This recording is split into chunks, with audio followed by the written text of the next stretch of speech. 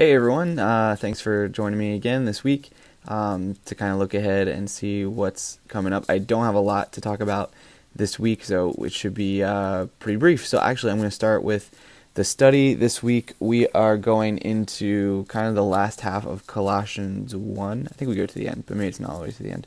Um, and so talking about this idea of too good to be true, if you haven't caught that sermon series, basically the idea is looking at the salvation and what God offers to us, the relationship he kind of he definitely does offer to us and wants to have with us. And when we think about that, it almost seems too good to be true. And so Paul does a really good job in the Colossians of explaining that and bringing us to some realizations of just who Jesus is, who God is, and what he wants to be in our lives and a part of our lives.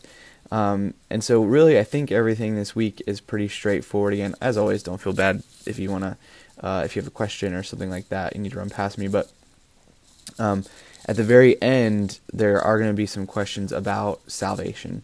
So things like, have you accepted Jesus as your Savior? How did you do that? Or when did you do that? And then if someone asked you how to accept Jesus, what would you say? And so I really want to key in on kind of having them walk through that in their own hearts a little bit and kind of see, well, first of all, ask themselves if they have and contemplate that, and then even being able to articulate if someone else asked them what they would say.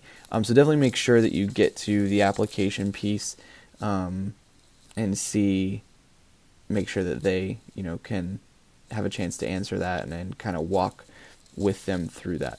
The other thing is for this week, I know we're missing a few people because of Coatesville's play. So we'll be missing some students.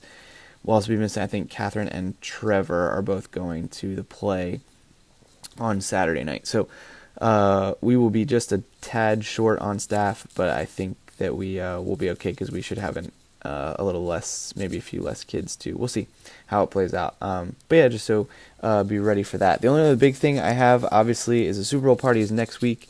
I feel like I've been talking about this for a long time, so I think you guys know the deal. Next week's video, I'm going to have kind of figured out what I need help with, and I'm going to send out some requests for different areas for people, for you guys, and I'll be talking to some leadership kids too to jump in and kind of make sure some things run pretty smoothly on that evening. So it could be a crazy night. The only other time that I've been to a youth group Super Bowl party and the Eagles were actually playing, it was the biggest one we ever had. So there's a chance that more kids will come because more kids care.